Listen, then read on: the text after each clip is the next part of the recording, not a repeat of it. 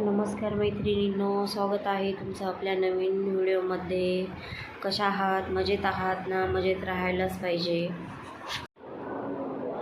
I hope तुम्ही मजेत असाल. मी पण मजेत आहे. तर आज आहे गुरुवार. आज बनवायचे मला खिचडी. आज गुरुवार माझा उपवास आहे.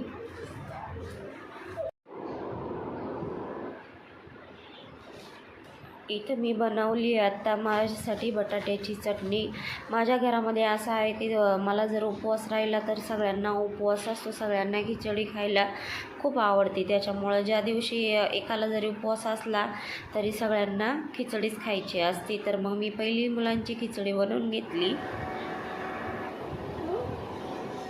कारण मुलांना कमी तिखट खिचडी खायला आवडते. ते काही जास्त तिखट खात नाही, लहान आहेत त्याच्यामुळं.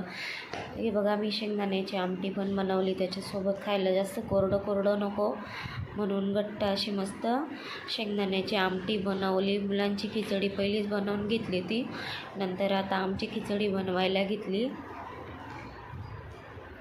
हे बघा किती छान दिसते खिचडी.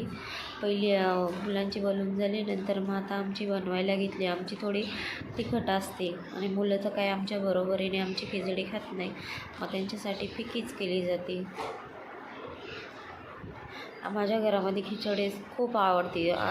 असं प्रत्येकाच्याच घरी आहे तर प्रत्येकाला खिचडी खायला आवडते. अशा आधीमध्ये कधी जास्त तर नाही खात, पण मग कधीमध्ये खायला सगळ्यांनाच आवडते. त्याच्याबरोबर मी बटाट्याचा किसाची चटणी बनवली, आमटी बनवली. त्याच्यानंतर मिरच्या पण तळून घेतल्या होत्या, हिरव्या मिरच्या तळल्या. दही पण होतं खायला. उपवास म्हटल्यावर मग काय, हे पदार्थ तर सगळे लागतातच. तरी मी लिंबू नव्हतं घेतलं, मला तर जरा सर्दी झाली त्याच्यामुळं मग लिंबू घेतलं नाही. म्हटलं नको, जरा लिंबू घ्यावं तर आता परत खोकलाही चालू होऊन जाईल.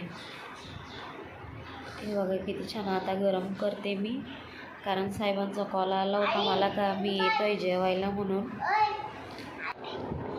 त्याच्यामुळं आता मी परत गॅसवर ठेवलं आणि गरम करून घेते. बघा, मुलांनी खिचडी खाऊन झाली, एवढी खिचडी उरली त्यांची. बाहेरून दही मागवलं होतं, घरी काय मी दही लावत नाही, कारण घरचं दूध हे पोरांनाच लागतं. त्याच्यानंतर हिरवी मिरची, दही या सगळ्यांनी जेवायला. बघा किती छान ताट बनवलं मी. साहेबांना असं ताट लागते खायला, असं सजवलेलं. कधीच्यामध्ये असं सजावट केली तर खूप छान लागतं. चला तर मग बाय बाय. इथेच एंड करते आता.